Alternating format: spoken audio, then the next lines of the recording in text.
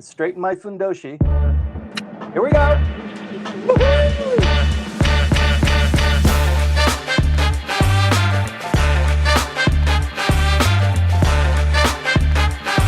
I don't know, Maya. Maybe that was on the video. I don't know. You always surprise me. Always, yeah. There. Good morning, Timothy, and once again, welcome to the Japanese Politics One-on-One podcast. This is episode 279, I think. And it's already difficult for me to get the numbers in my head so early in the morning on Sunday morning. But to everybody watching us and tuning in now, welcome and thank you for being with us on this beautiful Sunday morning or Saturday evening if you are on the other side of the big pond. Is that what you call it? I'm sorry. That's right. Okay, so Timothy, today we're going to talk about what happened in Japanese politics, I know, and there are too many things, or a lot of things, that are going on. Of course, many of them are in the news, but many are not, and I'm sure that we're going to hear about some of those that are not in the news from you as well. So thank you very much for preparing once again, and please let us know what you're going to tell us about today. Thank you very much, Maya. Today is June 14th. It is almost exactly 1 month left in the current diet session. And it is also our 5-year and 1/3 anniversary. We've been doing this for 5 1/3 years based on the calculations today. And Okay, so yeah. I really appreciate everybody. We don't have all the answers. I can't succinctly report to you on everything, but that's why we have the Q&A session at the very end. So if you have issues, if I flub up on something, point it out to Maya. She's got a long list of that, but we can discuss that in the Q&A. But the purpose here is just to bring you up to speed on what's going on, explain what you might have heard, and embellish it with other things that are going on, and just to try and keep you up to speed on what's going on in Japanese politics that's impactful for you doing business, for your mission here, if you're representing in diplomatic capacity, or if you just live here in Japan. There's a lot going on that's important to us. For example, there is now a bill underway for the succession to the imperial household, or the succession, who is included in the imperial household, who qualifies to become emperor at a time when there is a transition that's required. There are other things that are going on. For example, Ishin and the LDP are trying to solidify their bond so the LDP wields more reliable power in the upper house and in the lower house. Sanseito is also beginning to inch up. Sanseito has a few members in the upper house as well. The LDP doesn't need any help, doesn't even need Ishin's help in the lower house. They have a supermajority there. But in the upper house, and that's not going to change until the upper house election in 2 years, they are lacking at least 4 votes, but there are also LDP members that are kind of dragging their feet. So it's not really secure. There's a lot of movement going on there. Legislatively, there's a lot of with 1 more month left, there's a lot of kind of energy being devoted to a couple of issues that the LDP wants to pass in this session. There's also geopolitically a lot going on. Mr. Koizumi, the defense minister, was in Shangri-La, the Shangri-La summit 2 weeks ago. This week he was in Indonesia. He's beginning to be a little bit more generous in turning over it's not old machinery, it's not old war equipment or frigates or destroyers. They're still very usable, but in preparation for this step change within the self-defense forces and newer and better equipment and stuff that's really integrating some of the higher technologies that Japan self-defense forces enjoy because of the relationship with the United States. There's a lot going on there. Plus, the Prime Minister left for France yesterday. She's in England today. She will visit Italy tomorrow. And there is a 3-way relationship going on there. It's growing past 3-nation relationship, but between Japan, Italy, and Britain for the new advanced fighter, which is a completely drone-based advanced fighter. It is not. It's in kind of the beginning stages. I guess some production is going on, but this fleet will not be available until 2032, I believe. I'm sorry, 2072, which is in about 4 years. And then it will start to pepper not just the self-defense forces, but the air forces of Italy and Great Britain, but also there are other countries that are contributing to the costs of this, and also who will benefit from the production. So let me get into that. I'll try and talk as briskly as possible, maybe 30 minutes today, Maya, and then we can break out into the Q&A session. So ladies and gentlemen, please feed your issues to Maya so that she can adroitly pepper me with them after the briefing concludes. Back to you, Very Maya. much so. Yes, thank you, Timothy. Very much so to everybody. And Timothy, I think it's 2032. Yes, is what you meant, but that's fine. Okay. So thank you to everybody once again who is tuning in now or will be watching You're us right. later. Yeah. Yes. Yeah, that's fine. Thank you for, yes, accepting the correction. Okay. And then, well, I wanted to ask you once again, if you haven't subscribed or followed, please do that and help you spread the word about these briefings, because as you know, we have been doing them for over 5 years and they're entirely free of charge. And we do not talk about how to get a Japanese girlfriend or a Japanese boyfriend. So that's why the algorithm does not really pick them up so easily. But if you help us, if you think that these briefings are useful and informative for people around you, colleagues, family members, friends, bosses, or subordinates, please share them with the briefings, share them with your friends and family members and colleagues as well. And so hopefully we can reach more people and more ears and more eyes as well. Timothy, please do not disappear. You okay? Please stay there. I know that you want to run away. I know that. But still, I hope that you stay there until the end of the briefing today, because we're going to have questions and answers once you finish. And I'm looking forward to everybody giving us your questions, your comments, your thoughts about what's going on in Japan and Japanese politics in particular. So with that, Timothy, it's over to you once again. Thank you very much, Maya. So as you were talking, you were coming and going on my feed, and I was getting a little bit worried about that. We sometimes have connection issues with Wi-Fi. That's why I picked up this pocket Wi-Fi we use on the good ship Grimm's. Today I'm in my home office, so we shouldn't have that issue, but we do. And so I've got the pocket Wi-Fi close by so that hopefully the signal remains strong. Thank you for that. But yeah, thank you very much, because I catch hell for it whenever we fall short. You know well, yes. So maybe too much information for the rest of the audience. But so let's go on with reporting on what's happening with the Prime Minister. So we always kick off what's going on with Sanai Takaichi. Many things kind of start there because of the hierarchical structure of Japanese society, and that is reflected in the hierarchical structure of Japanese politics. So it all starts at the top. So the role of the Prime Minister is preeminent in understanding and deciding where policy is going, what's the balance of things in the economy, what's going on with the yen and that sort of thing. And there's been just a terrific amount of action just this last week. But it's like every week is like that. So I'm really grateful that we have this opportunity every week to update you on what's going on. So as I said earlier, the Prime Minister left for France. She actually left for London yesterday. She's in London today. She will be in Italy tomorrow, speaking with the heads of state there.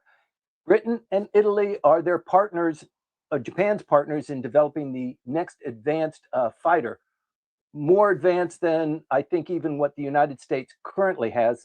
I don't know that for a fact, and I think that's a bit of a stretch, but they are pouring a lot of money and technology into this new advanced fighter. I mean, the Americans have stuff that really belongs in science fiction, so, and not all of it is disclosed.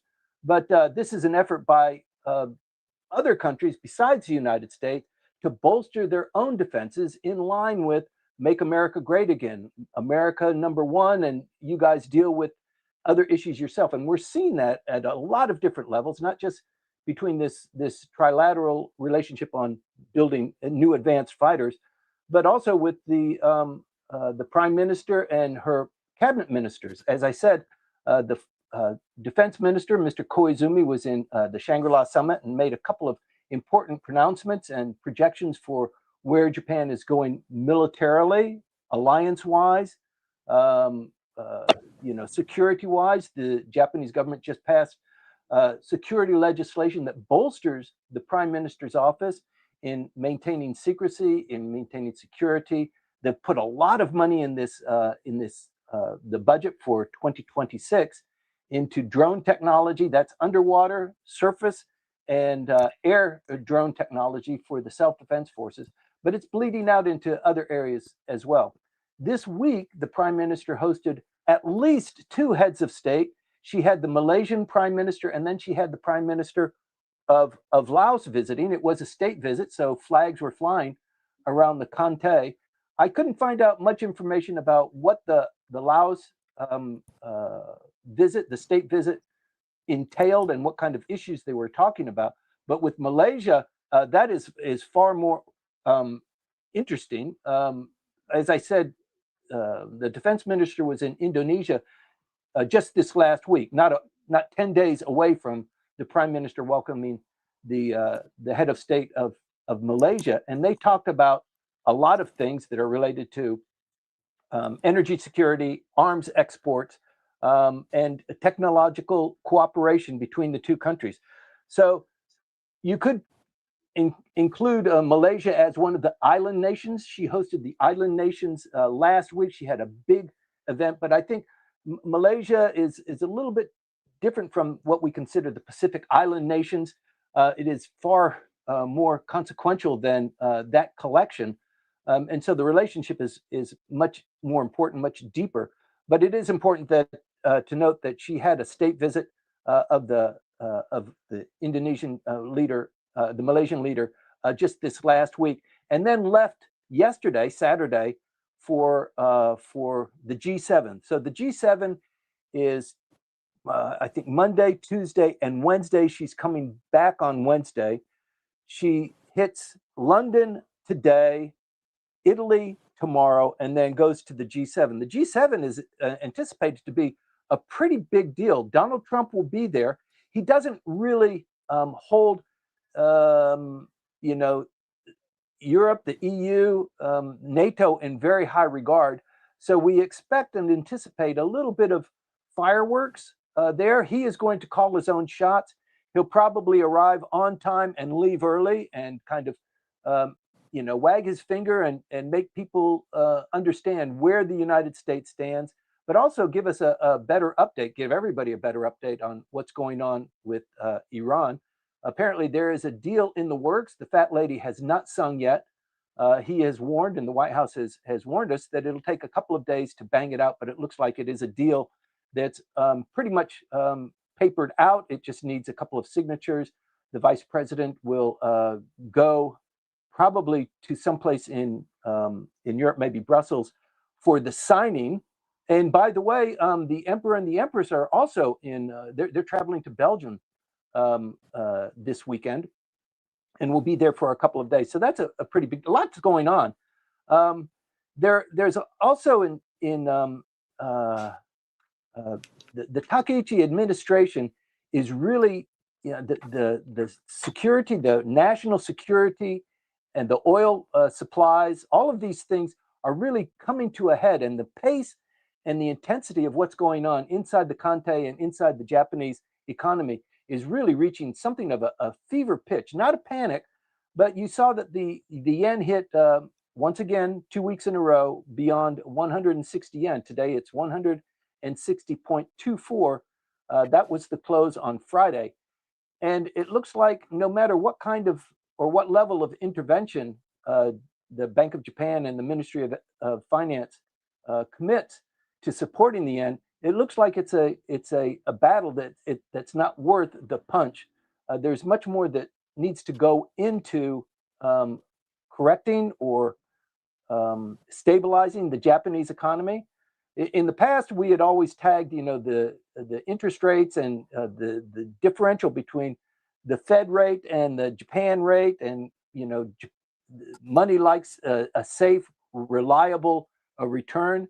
Japan has been kind of up and down on that. The United States usually, the U.S. dollar usually takes the lion's share of that kind of pent up energy and investment. And it looks like Japan is kind of sinking further and further behind. So the risks of what's going on the currency market are beginning to really show. So we don't know what the future is going to be. Typically, the Bank of Japan has a monthly meeting towards the end of the month, 2 days. That's been advanced. The Bank of Japan governor, Mr. Ueda, is a bit ill. He's sick at home with the flu, they say, and they're going to have a briefing on Tuesday, I believe, with his second in command. So there are alignments going on there with the Bank of Japan. Maybe it's just actually a cold and they're not preparing the number two to take over. But you have to read a lot into what's going on. He will give a briefing on the status of the yen and what the Japan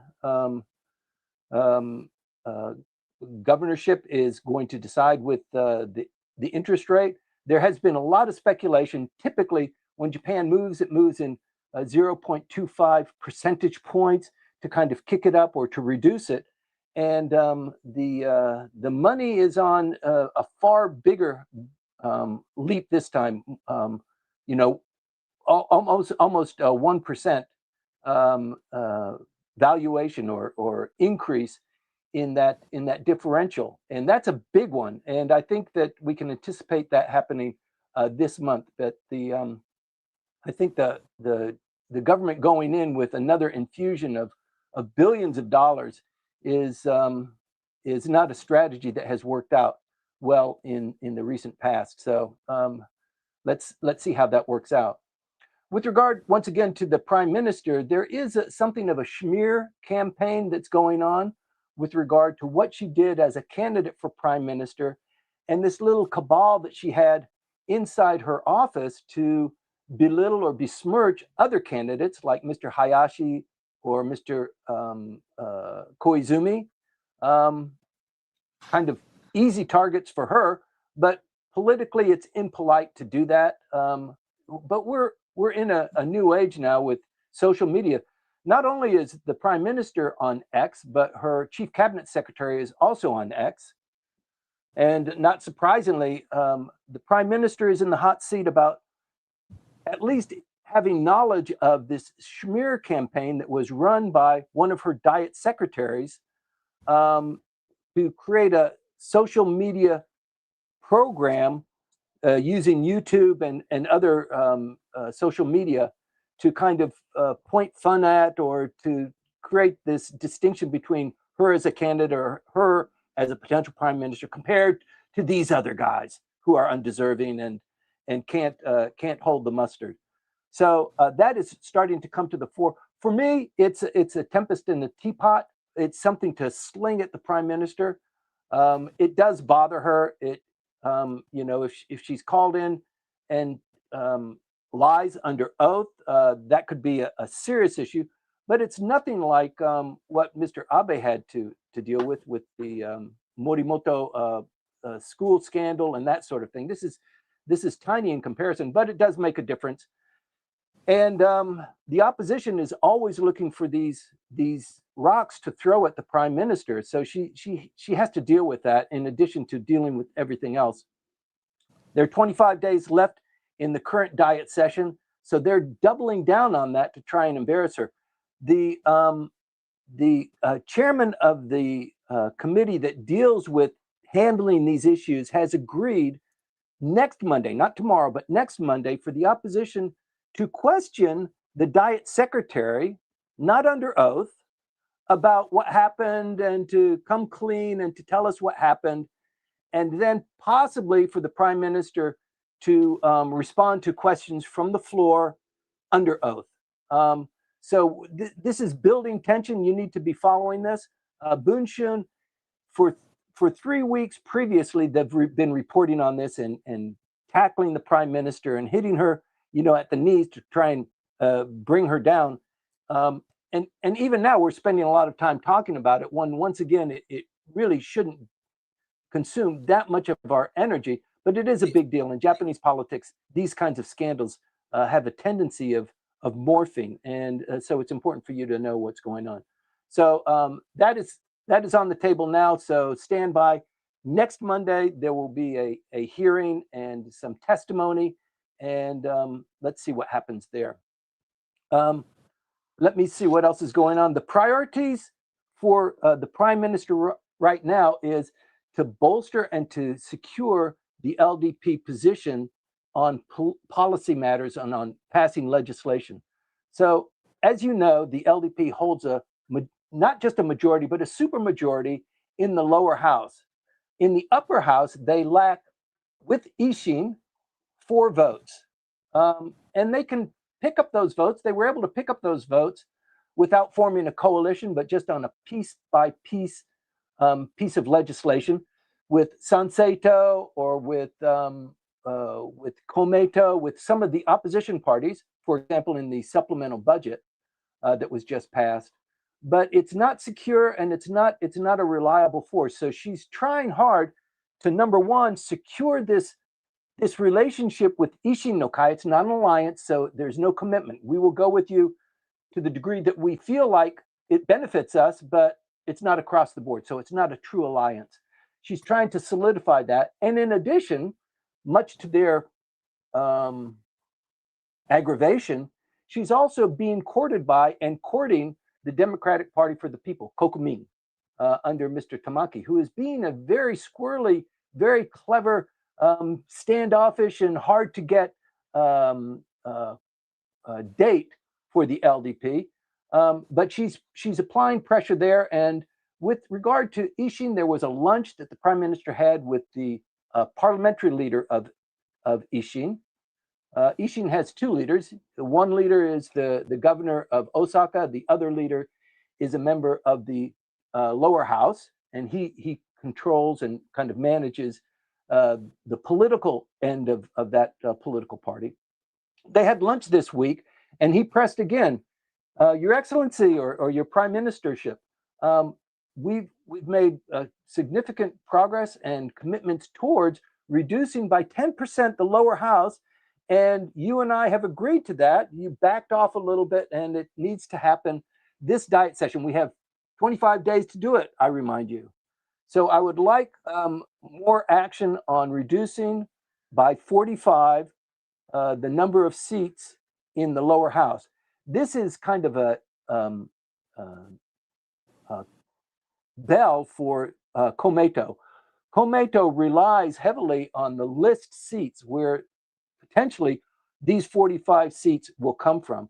The LDP will lose a little bit. Other parties will lose a little bit, but Komeito is going to lose significantly if this bill goes through, and Ishin wants it to go through because they detest Komeito. And they feel like with Komeito, that's the place where they can collect more votes. They can probably fill more diet seats when Komeito does poorly in the polls. So you can anticipate that the 2 issues that are important to Ishin, the 45 seat reduction, and Ms. Prime Minister, you said that Osaka would be the second capital. It needs to be identified as the second capital. You never know when disaster is going to hit. And if it does, we need to be prepared for it. And it's something that you need to do, and you've already kind of softly committed to it. Let's do it this session. So I think you're going to be seeing action there. That will solidify the Ishin and the LDP, maybe even towards an alliance. An alliance would include a cabinet seat as well. So, that's the carrot, but there are a lot of sticks as well. In the meantime, Komeito is in a difficult situation. Komeito merged with the Constitutional Democratic Party in the lower house in order to do well in the last election. It was too late. It was not well thought out. they did very poorly. In the upper house, Komeito did not join with the Constitutional Democratic Party. So as a result, you've got Ishin and the Kokumin, who are almost the largest, or the two of them are the largest opposition parties, whereas before it was the Constitutional Democratic Party with Komeito in a fourth place position. They came together and they formed a merger, but the upper house didn't agree with it. So you've got basically three parties. You've got the Constitutional Democratic Party and Komeito in the upper house, and you've got the Centrist Reform Alliance in the lower house. They've now come together and they've made some soft agreements to forming a merger in the upper house so that the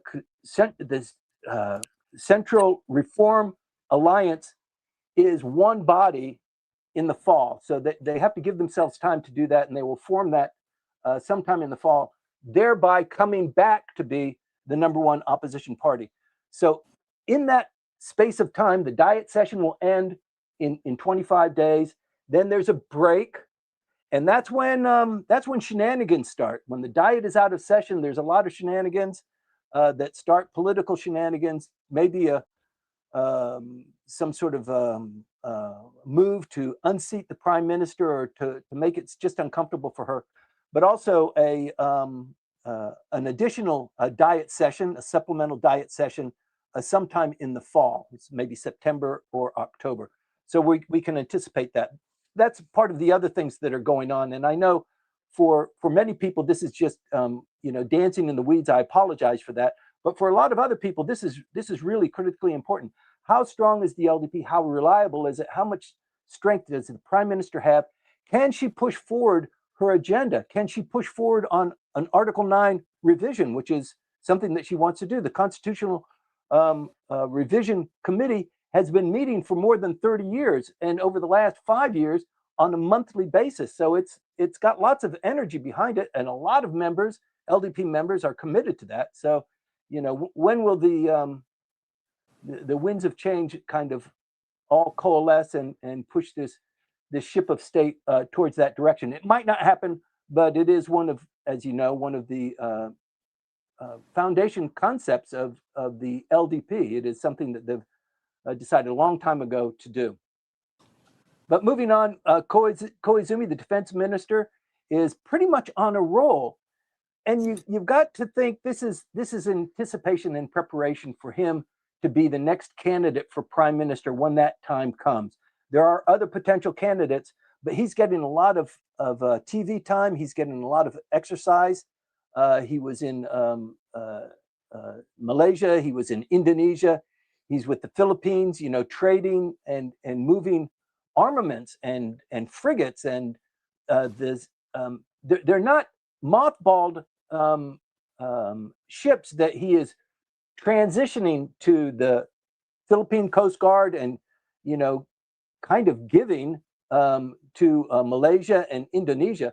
But it is a kind of a process whereby Japan can open up the value chain for them to have advanced warfare and materials and ships integrated with the United States and integrating, Australia, New Zealand. There's that component that's going on, and also this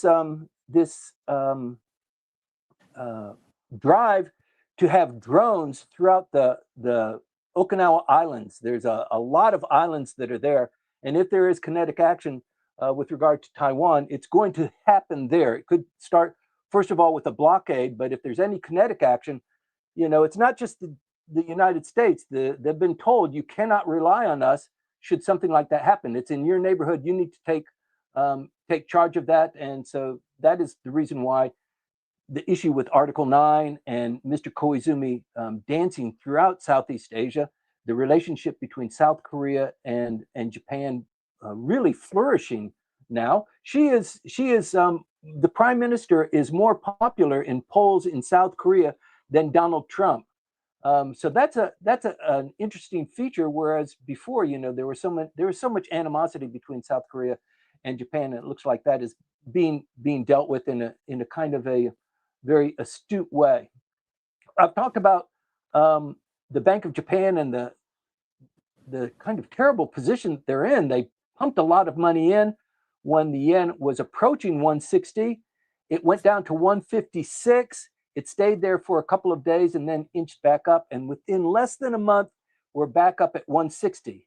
And no matter what the authorities were doing over the last week, this week too, it's beyond 160. So there will be a rate hike. Typically, this goes 0.25%, and there's a lot of energy now for it to go to higher than that, like 3 times higher than what it would normally be expected on an incremental basis. So you can anticipate a lot. The inflation picture also is that kind of flame that's flickering under the bureaucrats' pants to get them moving. The inflation rate currently right now is about 2.8%. It's above target. The target is 2%. The overall inflation rate is 2.8%. But if you take out food and fresh food and supplementals, the core rate is about 2.2%. It's a little bit better, but it was projected to be a little bit lower. It's supposed to be around 1.4%. So this signals that, number one, the exporters are getting the benefit of this. The Japanese economy floats on this kind of these two pontoons, and one is consumer demand and consumer contribution to the economy, and the other is the exporters. And it looks like the way the Japanese government is dealing with it, that the exporters get the benefit. The economy is generating more wealth and more substance because of the export machinery rather than consumers purchasing things, or the Japanese people making traveling or buying more products. That's not happening. Demand is dampened down, and it looks like the decision of the Ministry of Finance bureaucrats is we have to make 2 poor decisions. Which one is the least poor? And it looks like it's going with the exporters for the time being. So that's why the price of rice is always a big issue. The prices are actually falling. They're not as bad as they were this time last year, and it looks like that will hold firm. But the Japanese government, the minister's office, suffered greatly last year, you might remember, as a result of that, and having to release the 2-year, 3-year, and 4-year-old stockpiles. It was a huge issue. So I think you're going to see more of the same before there is a change. But with the prime minister at the G7, you never know. This is a critical point. This is her first G7 as prime minister, I think, as everybody knows. So it's a time, and this time in history is, there's a lot of things that are just kind of meshed in a gear-like fashion. And when one thing happens, they kind of all happen in unison, and there's not much of a lag time between these things that go on. So I appreciate the opportunity to fill you in every Sunday, and I hope it's meaningful and it's accurate. But it's just, there's so much going on, I try and keep on top of it. Finally, unless you live in Mars, you are aware that the FIFA Cup, the World Soccer Cup, started yesterday. And today, Japan plays the Netherlands. A pretty big deal. And the World Cup is happening in 3 countries: Mexico, the United States, and in Canada. Japan is going with 6 straight wins. It looks like that they will do well today. They've got a strong team, and I think there are maybe 60 teams. Where did I put this? 60 teams or so. How many games? More than 120 games over 3 countries. This is a very big deal. Tickets to get in and to watch this have hit prices, and so it's really a kind of newsworthy that even the people that are going to these games, it's just absolutely huge. But it also presents an opportunity and a risk. The opportunity is that Japan could do extremely well. This soft power, Japan soft power, being celebrated, having a soccer team that is so exemplary does Japan very well, and it does tourism well, and it does Japanese products well, but also it's just in terms of soft diplomatic power, it's a great thing to happen. But it also presents an opportunity where forces who are not very happy with either Donald Trump or with what's going on with the US economy or the Democrats versus the Republicans, that sort of thing, it does present an opportunity with this many mass public events for something untoward to happen. So we're on our toes, and we know the security within these venues is also um, um, on high alert. But that's a pretty big deal. 48 teams competing across 104 different games. And also, just in passing, North Korea did not make the cut this year. They did extremely well in a couple of years past. The North Korean team, especially the women's team, did exceptionally well. They didn't qualify this year, so you're not going to see them in any of these games. And finally, just to wrap it up, there's a little bit of a controversy going on with Donald Trump using in his social media some of the IP that's created by Japanese imagery and Japanese manga.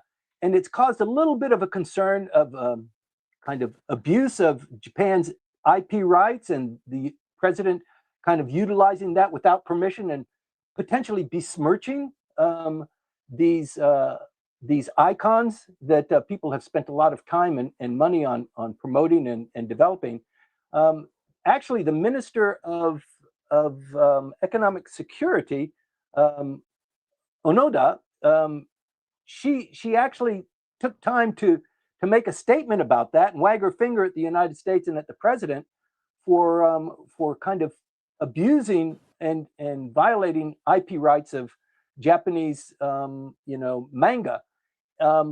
She's kind of coming out as a little bit of a Pollyanna. She is the same minister who is in charge of how to deal with the foreigners and the business visas. We need to increase those. That falls in her bailiwick. She's the economic security minister, but she has 4 other hats that she wears in that role.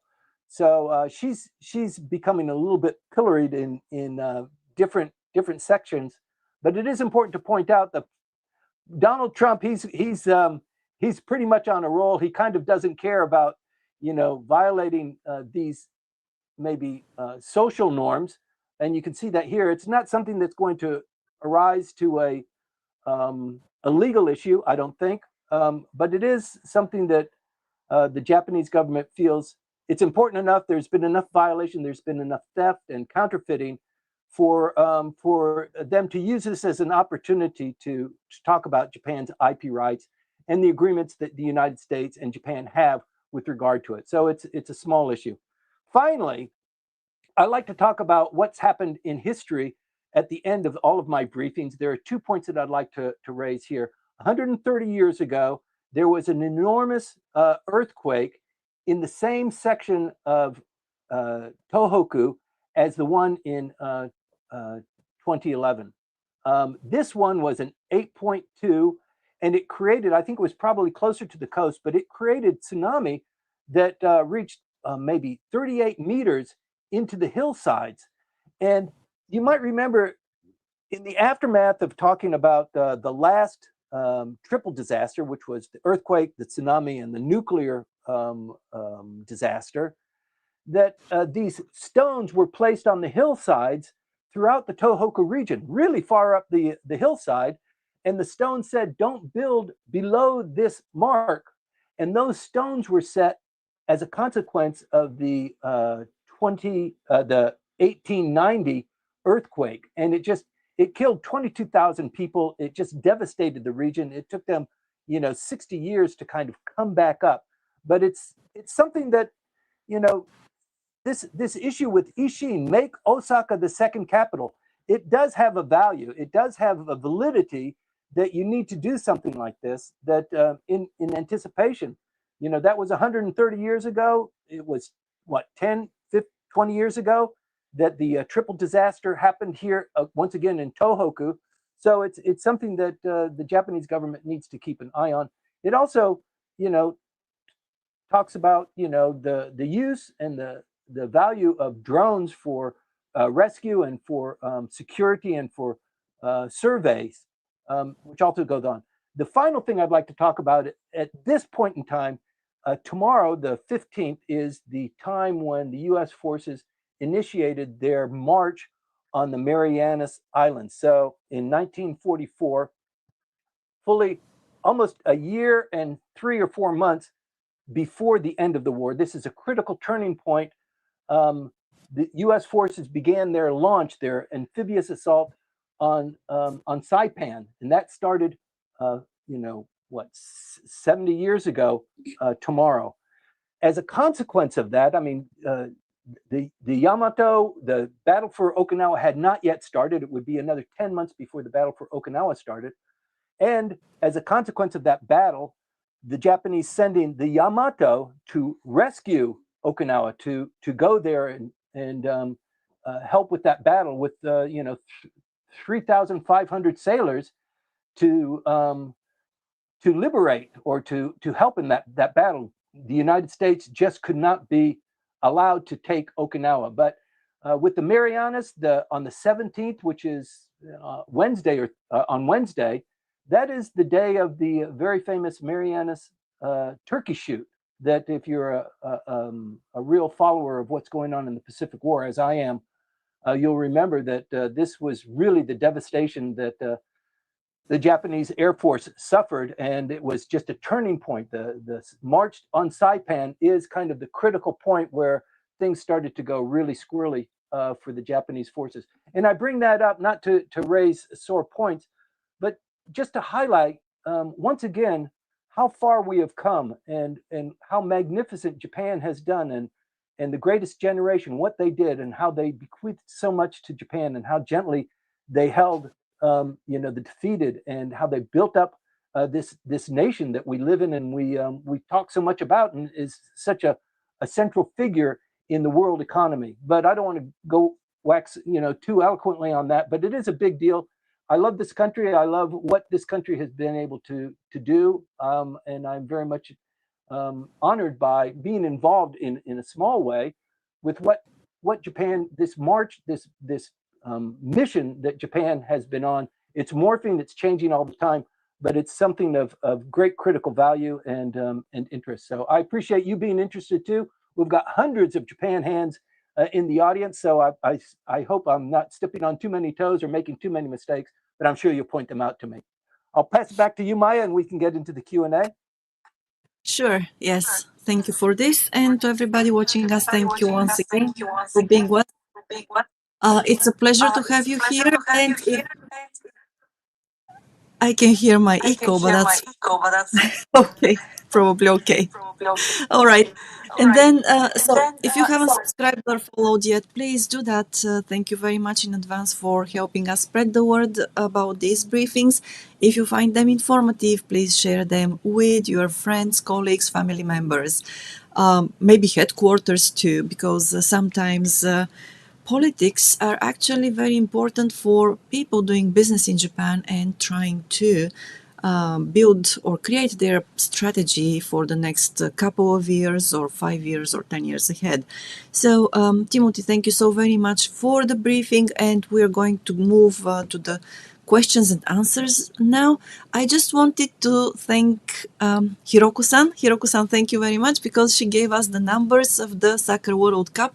There will be 48 countries participating in the Soccer World Cup and 104 matches that have been scheduled. So I think that it probably feels like paradise for everybody who loves the game.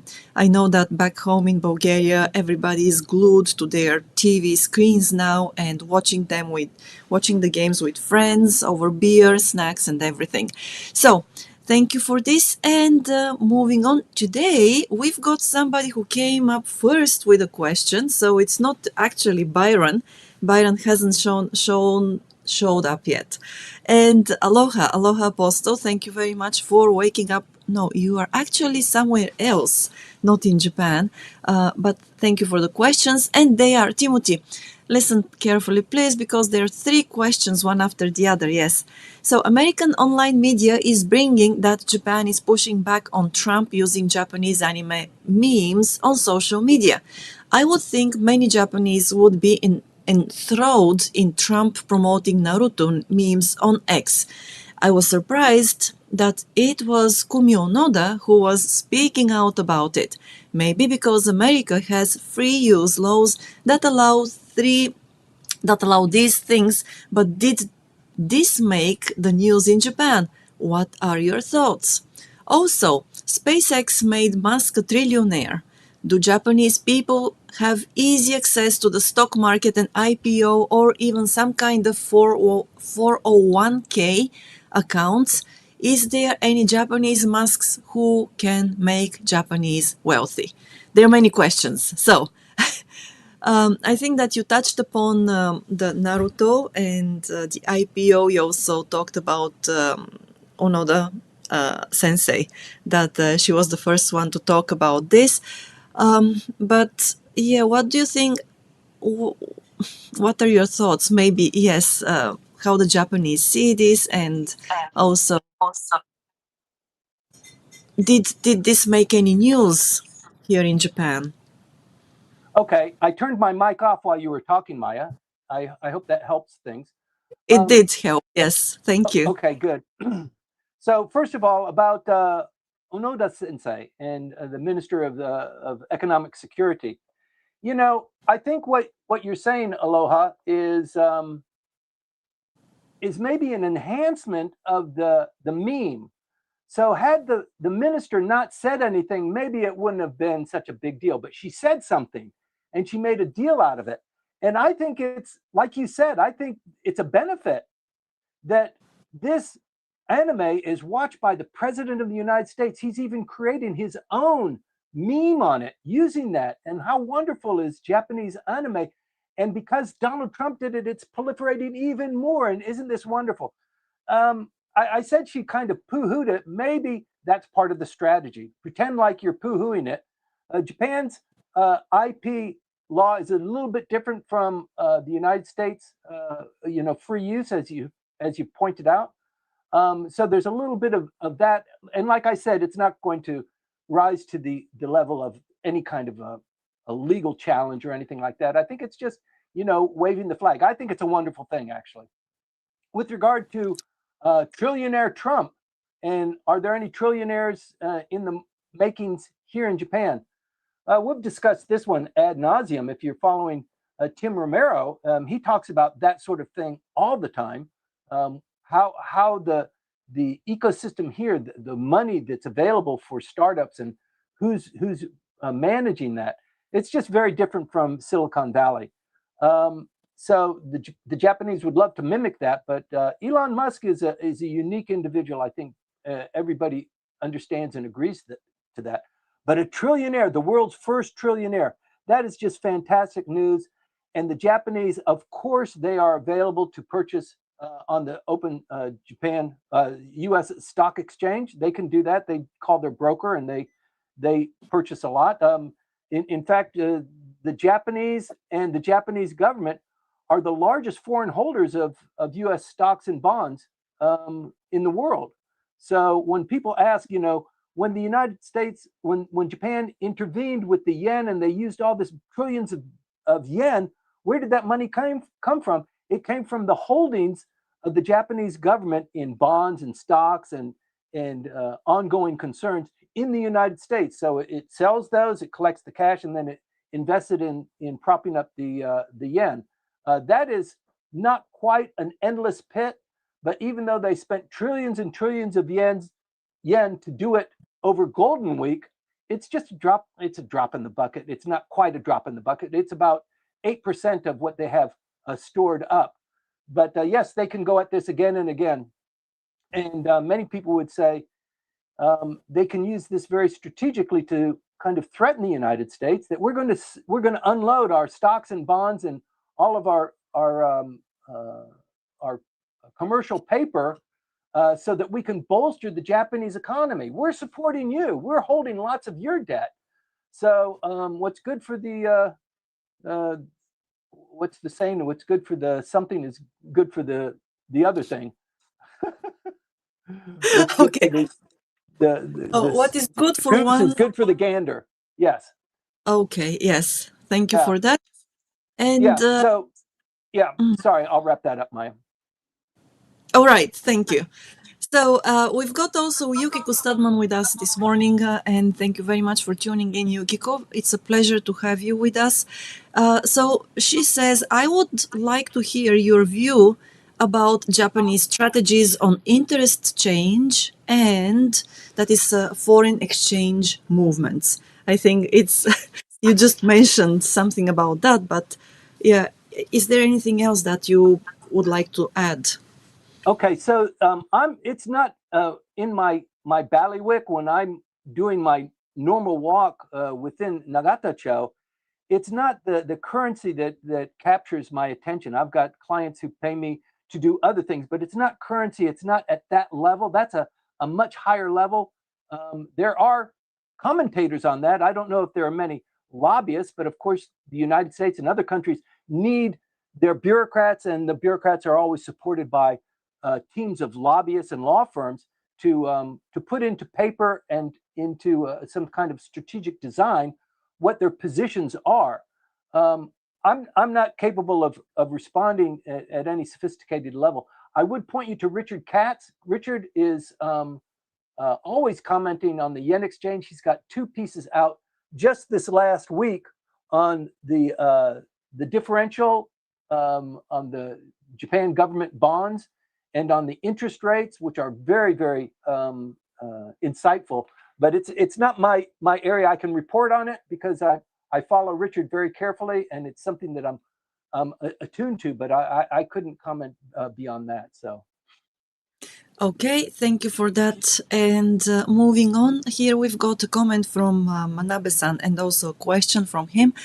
So he writes, although there is no official lobbying in Japan, it appears that de facto lobbying does exist. Is there a difference between lobbying the government or bureaucrats and lobbying the Liberal Democratic Party?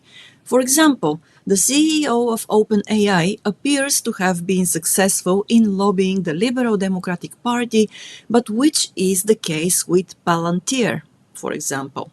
Yeah. OpenAI, I was in discussions with them at the very beginning. They decided to approach it differently, but they were talking with people like me to design a strategy to come into Japan and to integrate, OpenAI, which has since then become a different product, into Japan, and they've made great strides there. There is a difference. Your first comment, I forget how you phrased it, but there is lobbying in Japan. There's a lot of lobbying. It's just done differently than it's done in Brussels or in London or in Washington, D.C. For lobbyists, there's no registration. You don't have to register as a lobbyist. You don't have to report who pays you, what kind of work you're involved in. But at the same time, law firms very rarely get involved in lobbying. When they do get in lobbying, they have a client that they're doing legal work for, and the client says, this really bothers me. I wish we could do something about it. And the lawyer will always say, oh, well, we do that too, right? But they don't. But since they have a client, they will pretend like they can do the lobbying because they have a brother or their uncle's sister was, is a member of the parliament. So they do that, but they don't professionally dabble in lobbying as they do on K Street. All of the law firms on K Street have a political arm as well. So in Japan, a lot of the lobbyists are either Diet members who lost their seat. So they were in the Diet maybe once or twice or three times. They have a lot of constituents who gave them money and believe in them, but they don't have the power, but they know how to do things. So they'll take money from companies to help them with regulatory issues. And then the other kind of subsidiary question that you had is there a difference between lobbying Kasumigaseki and lobbying Nagatacho. And absolutely, there's a huge difference. You walk differently. That chasm between Nagatacho and Kasumigaseki is very wide and very deep. And the way you lobby in Nagatacho is vastly different than how you lobby in the bureaucracy. And both of them are have lots of pitfalls. There are lots of rules. The only entry requirements are that you know what you're doing and you have a network. And having a network means you've either grown up in it, your father was involved in it, you were a diet secretary, you ran for office, that sort of thing.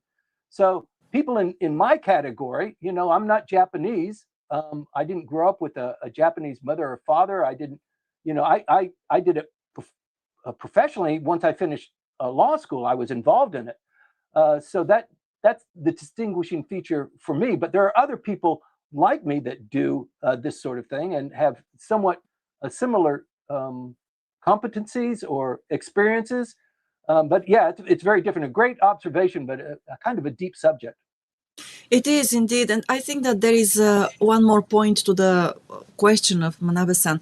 How is it different lobbying, let's say Nagatacho, well, the diet, and sorry, that's the Liberal Democratic Party, the LDP. Okay, so the Liberal Democratic Party is the party that's in power. So that's who you want to schmooze up to. If you're serious about lobbying, you have to go to centers of power. Otherwise, you're wasting your time. So there are lobbyists who come from the Communist Party or the Social Democratic Party or from Komeito. They have armies of lobbyists to try and help them form their policy positions into forming their scope or their distribution of stakeholders. How do you talk to your stakeholders? How can you manage this? And as a strategic choice, should we front load on hitting a scandal or should we front load on hitting a policy narrative? What should we do? What kind of juice are we going to be able to squeeze in either one of these things? And a lot of times it's not the policymakers, the members of the parliament who can come up with this. That's not what they're good at. They're good at name recognition, name value, getting elected. That's not their skill set. So they need to hire somebody that has that particular skill set. They know polling, they know the sense of the population, they know what colors mean, they know what the turn of a phrase means, and that's what they're good at. Right. Okay, thank you for that. And from Percival, before we go to the questions from the ONI committee, I believe that's Andrew. So we've got this from Percival. He says, congrats team, great start with the US soccer team debut in the World Cup. They improved a lot in the past few years. The question is Japan going to drop from the G7 in the future? It seems that the GDP of Indonesia and India are going to surpass us soon. Yep. Yeah, that's not the only demographic or dynamic that's going to change. South Korea is also very much in the same boat as Japan. Their economy is by magnitude much smaller than that of Japan, but the dynamics and the demographics are somewhat similar. So what happens in Japan will happen in a couple of years to South Korea. And then it goes into other nations in Europe as well, who also have demographic issues. But India coming up and Indonesia coming up, the economic scale, you know, even the utility of the UN has kind of reached its climax several years ago, but it's still in existence. People still pay attention to it. Brussels still holds considerable sway. They've got thousands and thousands of bureaucrats and lobbyists in Brussels that are kind of helping to guide that. But that's fraying at the edges. You can see that in Great Britain and in Ireland. You can see that in very, very many different geographies. But I think G7, if it's going to change, I think what you're suggesting is it going to be G8 or G9? And I think that's probably the more likely thing. I think even with President Trump, his term he's got 3 years left. I don't think he's got the length of time or the determination to change G7 or to withdraw from G7. These things, take a long time. But yeah, adding members to it, I think is certainly a feasibility. But even in that time, the power shifts that are going on right now with Japan at that kind of central pivotal point in the Asia Pacific will have morphed as well. So what we're going through right now are just the beginning blocks, and these things have a tendency of accelerating once the positions have been defined. So yeah, you give it 5 or 6 years, and the whole world is really on a path to dramatic change, and we're witnessing it right now. Yes, okay, thank you for that. And a question about black bears.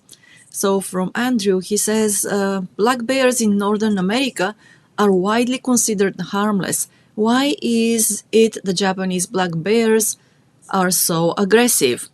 And if you haven't followed the news for about six months now, even more than that, there have been attacks on people by black bears here in Japan, in many, even cities, not only rural areas.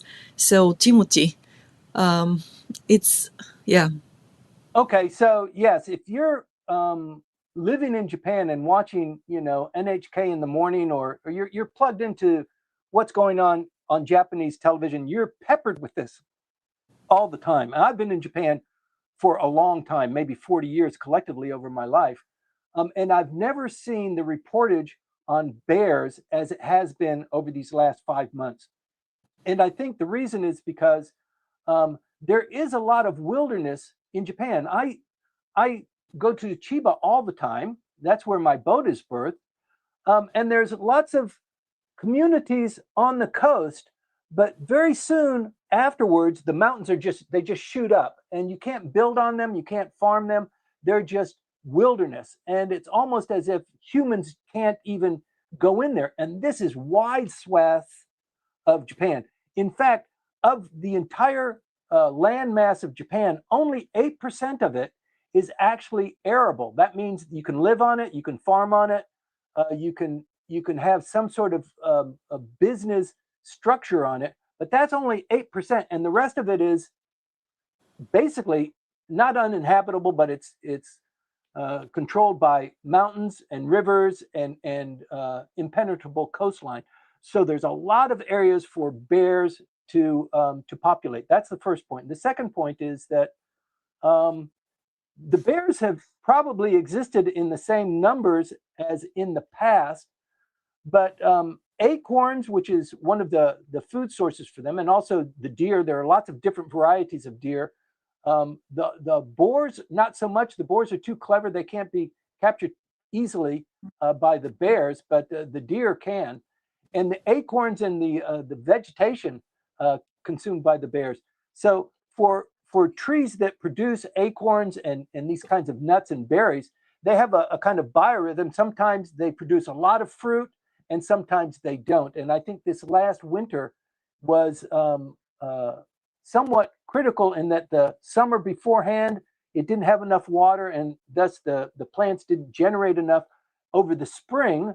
And now these bears are hungry, and they're spreading out. And so, yes, there's a lot of sightings. There's a lot of attacks that happen because the bears are hungry and they have to eat. Right. Okay. And we're moving on to the next question from Peter Pan. On YouTube, he says, how successful are the communist lobbyists in the diet? Good question. The communists are very tight, actually. And when you mention communists, most people from the Western nations, they turn their nose up and they think of, communist Red China and the Soviet Union. And the Japanese Communist Party is not very much like that. They've kind of divorced themselves from China, in fact, but they do follow, communist principles. And it's mostly, you might be surprised to learn, maybe not, but it's the highly intellectual who gravitate to the communist philosophy, that you have a wealthy country and good production, and the production and the fruits of that production should be more generously shared. And a capitalist theory or capitalist theology is, you work for it, you succeed, you generate the fruits of your labor, and you enjoy those fruits, and then you try and get even more, and some people win and some people don't. But the Communist Party is very strong among educators, among many PhD and senior level people. They're in the bureaucracy. Their flagship publication, the Akahata, is well regarded throughout Japan. Even people who aren't Communist Party members read the Akahata because of the analysis and Timothy? their reportage is very good. Many of the scandals that we have dealt with have been revealed by Akahata, in fact. So yeah, it's complicated, but yes, once again, you have to also acknowledge that it's not a very powerful force in Japanese politics. Right. And thank you for making that distinction about the difference between the Japanese Communist Party and what people in other parts of the world imagine about it, because I think that, yeah, probably in the past it was closer to the image of, well, the Chinese Communist Party and maybe the Russian and so on and so on, but it has really changed. And yes, it has. Yes, so it's not something that people actually fear here in Japan. Or in fact, if I can go just a little bit farther, Maya. Yes, please. After the war, the communists were very strong, and the Allied forces under General MacArthur had a lot of equipment and personnel devoted to helping the Japanese government eradicate these cells, these individuals from Japan. And some of them were from Korea, South Korea, North Korea, also from communist China, but they were really rabble-rousing. They wanted to flip the government over. I mean, it was very young. It was very delicate at that point in time. And so there was a lot of interest from communist China, from Russia, to come in and, try and take it away from the Americans. Don't give the Americans, freehold here. And when I was growing up on Okinawa in the 60s, there were lots of riots that were organized by the Communist Party, very violent. And in the late 60s, the early 70s, there were the riots in Tokyo with AMPO. You remember that, where the Japanese government was going to sign this security treaty with the United States that extended military rights to the United States that allows them to do a lot of different things in Okinawa and with air forces and controlling the airspace throughout the entire nation, in fact. And a lot of people were opposed to that. Many of that was funded and agitated by the Communist Party. So the backlash there is that they doubled down to kind of eradicate them. So the Communist Party of that era has been changed, and their horns have been clipped, and they're a different animal now, but they do carry some of that heritage. So it's not as negative or as mean or as ugly as it had been in the past. Yeah, indeed. And I think that many people will probably disagree in the beginning, but also it is worth a thought. The fact that the Japanese traditional values of community and lifting all the boats in that community together, so are not so far away from some of the points the communists were trying to make when they first started as an ideology. I mean, without the ugly part of it, right? So maybe it's something that you may think about, and try to see that, there are things that actually overlap. Not everything, but points that speak to the hearts of the Japanese, not because of the political ideology, but because of the traditional values they have, right? Yeah. Yes. So it's something that we often overlook when we talk about politics, but it's there.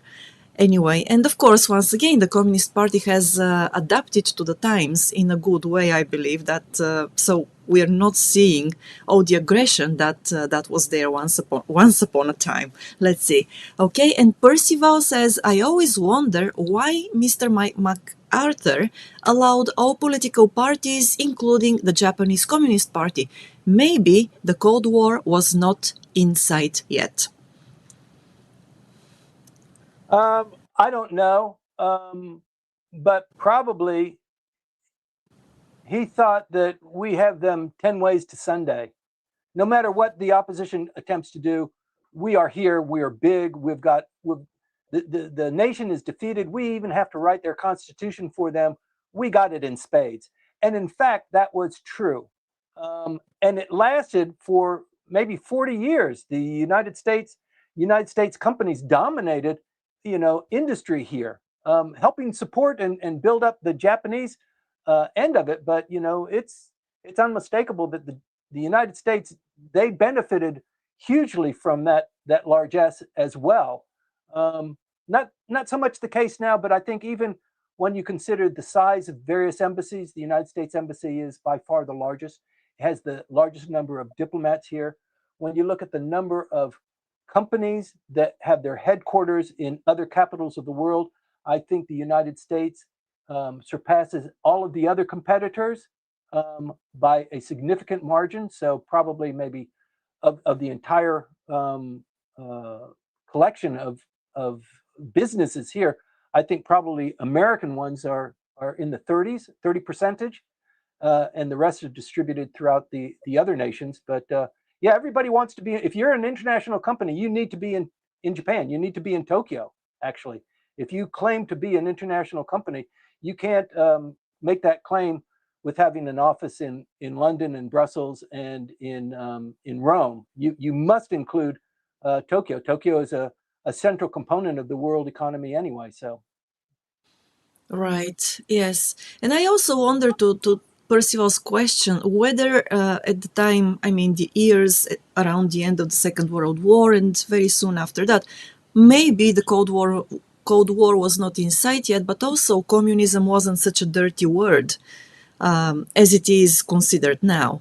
Who knows, really? I mean, yes, Timothy, you have more knowledge about this. Yeah, I think it was more of a dirty word than it is now. We can have a conversation about this in a kind of a placid way. But I think, especially in the 70s, there was a roll on communism. Get the communists out, and who's a communist? And Senator, you said something, and are you a communist supporter? And we're going to run you out of office. I think it was the McCarthyism, the age of McCarthyism. That was a violent time in the United States, based on the communists being going to take over everything and spying on everything. Also, you remember, this is a slight diversion, but I have to mention this. You remember the United States presidential team got criticized for dumping all of the bling that they got in Beijing. You remember that? Before they got on the airplane, they threw away all of the gifts that they received. Yes. Right, yes. Right? Yes. Well, it was, and many people criticize that, how culturally insensitive they are. Why would they do that? Well, it just turns out that the Prime Minister of England's car has been bugged for the last 5 years by a product that was installed in his car, a listening device traced now to China. So, they're hungry for knowledge. They're hungry for insight. Any way we can do it, if you're going to buy a car or a component or a drone, I mean, all of the drones in Japan, China has previously had the lion's share of drones that they're selling to Japan, toys and agricultural products, things like that. But since the Ukraine war, it was discovered that the Russians were being able to target certain assets of Ukraine because of the drones that Ukraine was using. And those drones, some of them were serviced or supplied by components or had components from China, and they were feeding information back into a central hub. And so now, no drones in the United States will accept any Chinese inputs to production. And so this whole thing is growing. And so, yeah, it's like even the fingerprints. The president of the United States had a state dinner, and as soon as he finished the dinner, one of his aides came and cleared his table. They didn't let anybody else take the table. The glass that he held in his hands, that has DNA. They're very, very sensitive to this. So there's a war going on. We just don't notice it, but there is definitely a lot going on under the surface that polite company doesn't talk about very much. This very much sounds to me like the Cold War period. Yeah. I mean, nobody says it, but maybe we have entered another one. Okay, so thank you for that. Or maybe never left, right? But yes, so thank you very much for this. And I think that we have actually finished the questions and comments for this briefing. If you are going to watch the briefing later and want to share your thoughts, please do that in the comment section, and then also your questions, share them there. Yes, Timothy? Maya, while you're on this point, can I just ask the audience, those of you that are here now, please just hit like right now. Just do that so we can see what the algorithm does. Just hit like, send a kiss, blow a kiss to Maya, provide a comment, and let's just see what happens to the algorithm when that happens. But yes, we benefit from that. We don't sell soap here. This is basically our contribution to the community. So, give us a pat on the back. Just hit like. Tell us that you appreciate it.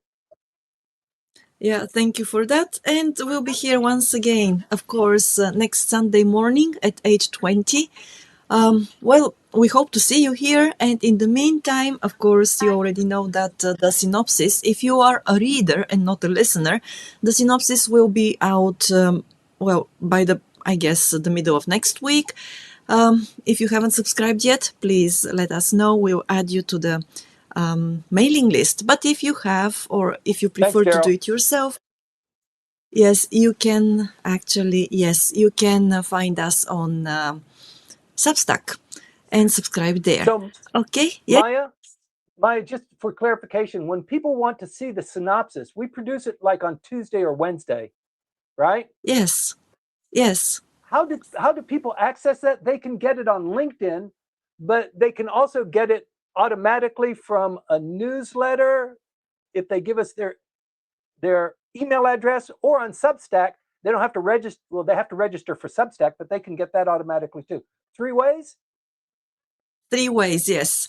Indeed. So the first way is you can go to Substack and find Langley Squire and the synopsis there and subscribe there.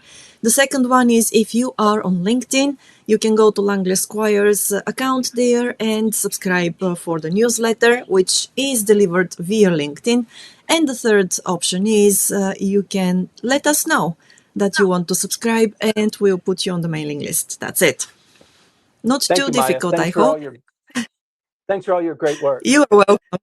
Yeah. Thank you for yours, Timothy, because it wouldn't be, if you weren't delivering the briefings. Okay, to everybody who was with us, thank you very much indeed. And I hope that you have a great Sunday.